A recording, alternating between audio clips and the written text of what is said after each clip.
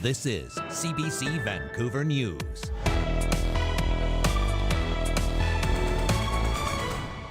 I think those smaller en route destinations are more at risk. An Alaskan senator is proposing to have cruise ships bypass BC ports as tensions between Canada and the U.S. grow.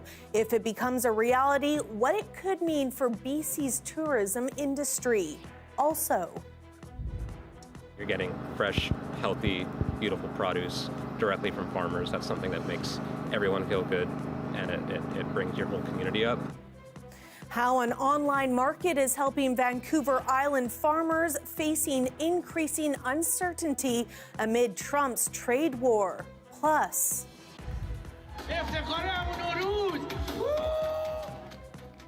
how some British Columbians are preparing for New Year's, the Persian New Year. Hello, thanks for joining us. I'm Janella Hamilton. Some BC tourism experts say U.S. Senator Dan Sullivan's suggestion to have Alaskan cruise ships bypass BC ports amid President Donald Trump's trade war would have a devastating economic impact for both countries. Leanne Yu reports. Canada, you don't want to mess with Alaska. Terse words from U.S. Senator for Alaska Dan Sullivan in response to Premier David Eby's proposed legislation that would give the province tools to levy new fees on American commercial trucks passing through BC on the way to Alaska. And if that happens, Sullivan wants to repeal the U.S. Passenger Vessel Services Act, which states foreign passenger ships traveling between two U.S. ports must make a stopover in a foreign country. The Passenger Vessel Service Act is meant to protect American jobs and American shipping. Sullivan made the comments on a radio show he posted to social media last week. While U.S. Senator Sullivan is pushing for this to happen, an Alaska state senator doesn't share his opinion. In fact, he wants to continue supporting business relationship with Canada. Canada is literally an economic lifeline to Alaska. Many American cruise lines use Canada Place here in Vancouver as a home port. This is where ships park, refuel, and restock in between sailings.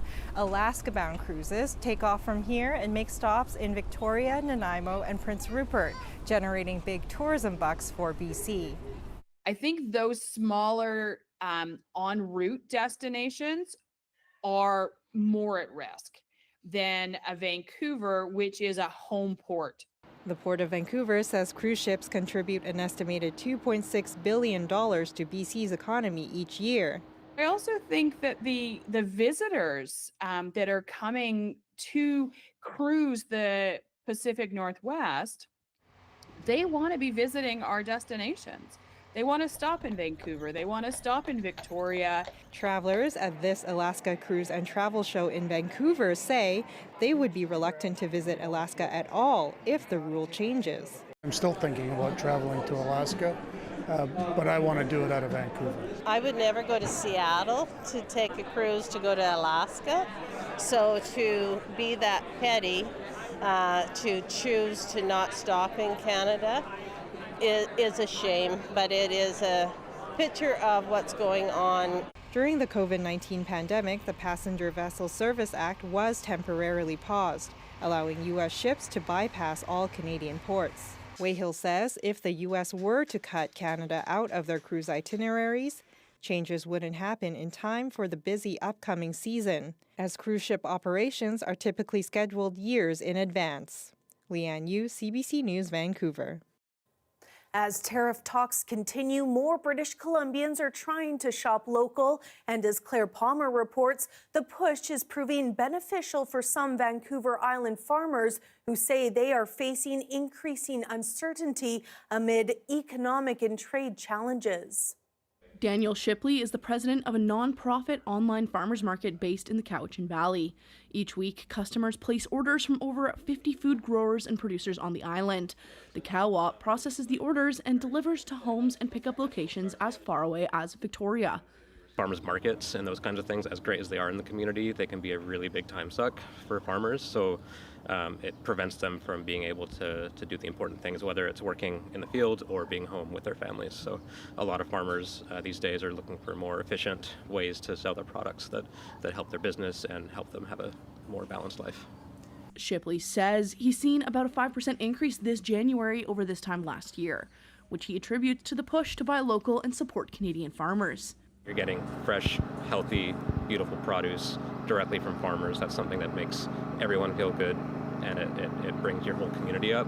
It's also just economically, it's not that different as far as price point goes. Oftentimes products can be cheaper right now locally. Keating Farm is in the Cowichan Valley and is one of the co-op suppliers. They say they're seeing support from locals, but not from government. Farmers are having to figure all of that out and figure out their way as for how do we farm while balancing all of these competing constraints from all of these various different regulations and regulators.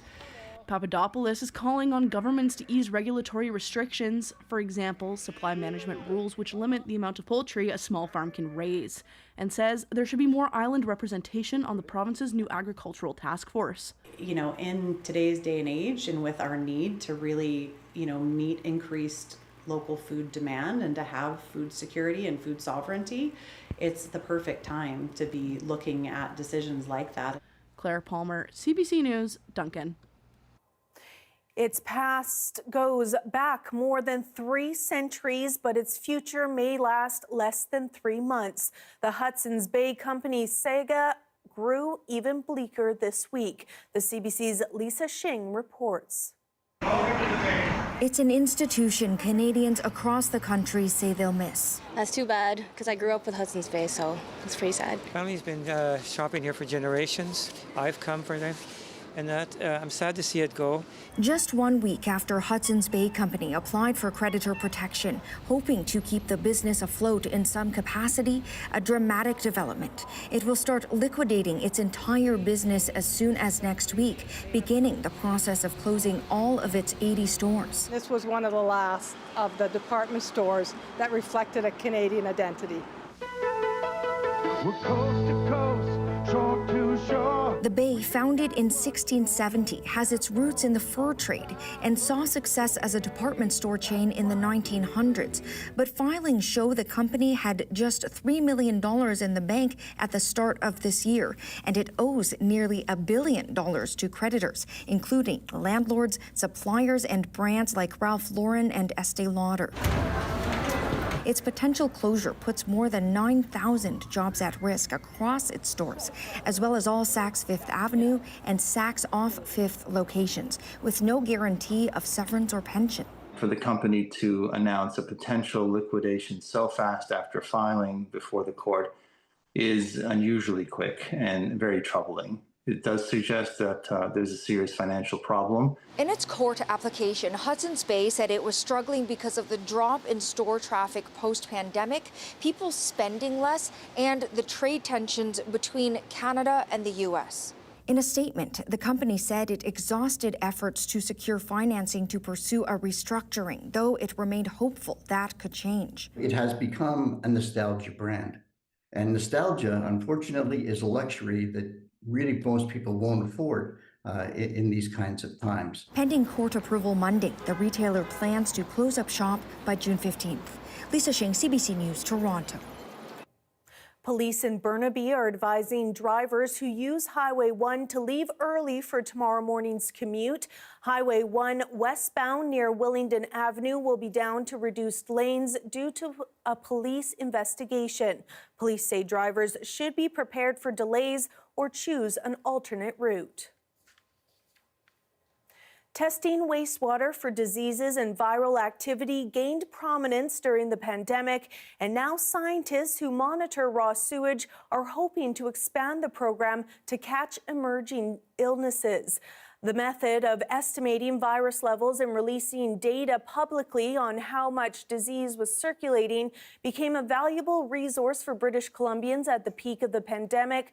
The BC Centre for Disease Control has since stepped up its surveillance and now monitors wastewater for influenza and RSV in addition to COVID-19. Scientists hope Canada continues to fund that work. So it can provide that really important information for threat response. But as we know, some of the programs are, we are seeing fewer programs like this continuing to be run. And so I think that in this sort of these next stages, we're starting to really think about the best and most meaningful way of using wastewater surveillance. She says she's now analyzing wastewater to look at gut-based pathogens like salmonella and norovirus. Other water surveillance programs have been removed in provinces like Ontario. Dozens from BC's Syrian community gathered at Vancouver's Library Square to remember more than 1,000 civilians who have been killed in what's being described as the worst fighting in Syria since the end of a long civil war last year. Those at the vigil held a moment of silence and lit candles. The violence in Syria unfolded on March 7th after a surprise attack by gunmen from the Alawite community on a police patrol, sparking widespread clashes and bloodshed across the country's coastal region.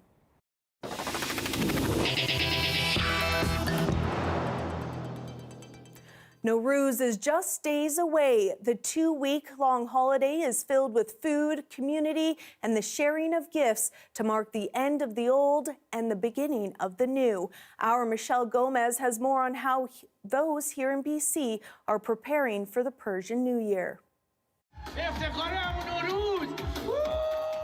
Live entertainment, local artisans, and traditional Persian treats. Hundreds packing into this community center in Port Coquitlam Sunday ahead of Nowruz. Vendors that they are bringing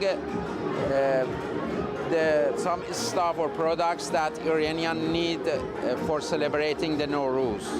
Nowruz marks the beginning of spring and the new year. It's celebrated at the vernal equinox when day and night are equal length. It's a special day for every Farsi speakers, for Muslim peoples, and I love it. Go to the party and we give the present and gift to the kids and maybe adults. And it's not only about celebrating a new year, but also reflecting on the past year. I want to start with freshness, with, good spiritual. So it's a start of the new life for me. An important part of Nowruz is the Hudson table. Each of the items that you see here, it has a meaning for Iranian. 7 specific items are set out as symbols of health, prosperity, and happiness. And at the center of the celebration, food. This one is called gas. So the gas is like a gelatin or cafe. When you are tasted on it, it's stretching on your teeth. Yeah, but the flavor is so good. I believe everybody likes that. It's one of the famous dish in Iran. It's called Gorme sabzi, and it's a lot of herbs and dried lemon, kidney beans. Market-goers also being treated to a colorful and comical performance. This is a very traditional, a person who come to the people and announce them by singing and dancing. The festivities will continue until Thursday when Persians will officially ring in the new year. Happy Nowruz! Michelle Gomez, CBC News, Port Coquitlam.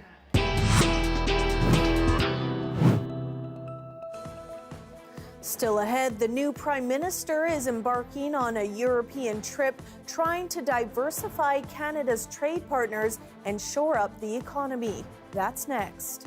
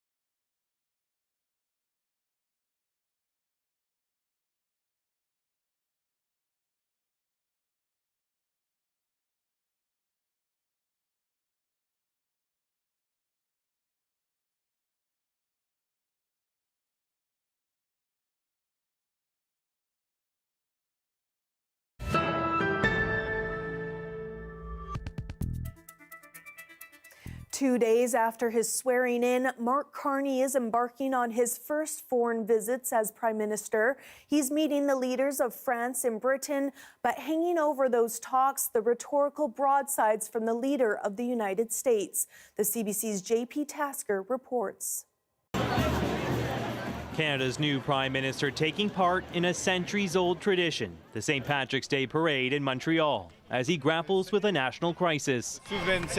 Telling Radio-Canada it's an important moment for the country. To be honest with you, Canada only works as a state. Donald Trump is threatening to torpedo Canada's economy with more tariffs. We can't control President Trump's behavior. We can control our behavior. Canada's ambassador to the U.S. says Carney has a plan to save the country from economic ruin and annexation. But she says a Carney-Trump call to discuss those tensions won't happen right away. Of course, he should talk to the president, and I hope that they do talk. Does it have to be, in the next 12 or 24 hours? No, it doesn't have to be. Instead, Carney is headed to the UK and France this week to meet with what he calls reliable trade partners. We're in a wartime footing right now. At home, the new industry minister is promising to reduce Canada's dependence on the Americans. We have to strengthen the Canadian economy like never before. This is all happening as federal parties get ready for an expected election campaign. Some polls show Liberal support is surging. The Conservatives are pushing for the resumption of Parliament. These doors have been padlocked by the Carney-Trudeau Liberals, trying to avoid the accountability and the scrutiny that comes with a sitting parliament. According to CBC poll tracker projections, the NDP is losing ground. The party would win just 13 seats if an election were held now. Party leader Jagmeet Singh taking aim at Carney. The choice is you have Mark Carney, who has shown you through his track record that he will make lots of profits for billionaires, but will throw workers to the side. The Prime Minister is expected to call an election sometime in the next week. If so, Canadians could head to the polls in late April or early May. JP Tasker, CBC News, Ottawa. The threats from Washington in its trade war are compounding a fortnight ahead of the next volley of tariffs. And as Canada is bracing for that April 2nd date, so is the rest of the world. The CBC's Katie Simpson reports. The U.S. president spending the weekend at his golf club as the world learns more about his trade agenda. We don't like the status quo. We are going to set a new status quo. Expect more industry-specific tariffs, and those already in place are likely to stick around, according to the U.S. Secretary of State. There are critical industries like aluminum, like steel, like semiconductors, like automobile manufacturing, that he rightfully believes, President Trump rightfully believes, the U.S. needs to have a domestic capability. Fresh off his trip to Canada for G7 meetings, Marco Rubio says the Trump administration wants to redo trade deals with all of its partners. We're going to reset the baseline, and then we can enter into these bilateral agreements, potentially, with countries so that our trade is fair. That baseline is expected to be reset April 2nd, when Donald Trump says he will impose new tariffs based on what he calls fairness. Reciprocal tariffs for countries that tax U.S. goods and or have economic policies the Trump administration does not like. The plan shared with Canadian officials during a high-level meeting in Washington Thursday. On April 2nd, there will be announcements that will affect the whole world, including Canada. The uncertainty around trade making stock markets volatile, creating fear that everyday life in America is about to get more expensive. All of it dismissed by the U.S. Treasury Secretary. What I was saying is the American dream is not let them eat flat screens. The American dream is not contingent on cheap baubles from China, that it is more than that, and we are focused on affordability. For now, many Republicans publicly support Trump's effort, including a tax on Canada. You know, our friends up north, and they are our friends in Canada, they are, as the president says, they are nasty negotiators. He thinks they did a heck of a job in terms of taking advantage of the United States and the trade agreements that have been established so far. He wants to redo them, and this is the first shot over the bow. It is, again, important to point out the current trade agreement between the U.S., Canada, and Mexico was negotiated by Donald Trump himself during his first term. Katie Simpson, CBC News, Washington. Officials in the U.S. are still adding up the devastation in the wake of storms late Friday and early Saturday. The weather system hit with violence and traveled far. The CBC's Sam Sampson reports. Look at all that debris. Without warning. Oh my God. We're in a tornado. We are in a tornado. A tornado forces its way through Missouri. Several states were hit by dozens of reported tornadoes this weekend. The storms killed at least 35 people across some Midwestern and southern states. Multiple tornadoes, fatalities, looting, auto accidents, just you name it, kind of an Armageddon situation. In Missouri alone, at least 12 people were killed. The tornado that touched down here left thousands either without power or completely displaced. There's a lot of people today that are looking for a place to land after something like this. Dust storms proved deadly too, killing at least 12 in Kansas and Texas. Powerful winds kicked up enough debris to blind drivers. There it goes. Gusts strong enough to topple semis like toy cars, cause major crashes, and fuel wildfires across several states. We in it. Look at it. Oh, man. Oh, no. In Mississippi, as some families watched tornadoes roll by, others were caught in the storm. This camper rolled until it hit a tree. The family still inside. All I could hear is my 6-year-old screaming that she didn't want to die. You know, and you don't want to hear that coming out of your baby's mouth. And, you know, my husband saying, please, God, let my family be okay. Please, God, please, God, please, God. 3 people died in this county alone. One, a 7-year-old boy. The feeling of loss and reality reverberating through these states. It's like it's not real. You hear about these storms and then you don't really put the feelings behind it until it hits home. Hundreds of thousands of people lost power, the outages spanning from Florida all the way north to Pennsylvania. As governors declare states of emergencies seeking help to rebuild, nothing can take away the crushing reality of these natural disasters. Sam Sampson, CBC News, Edmonton. Here we have a live shot of the Port of Vancouver tonight. Looks like a rather clear night. I'll have your full BC-wide forecast next.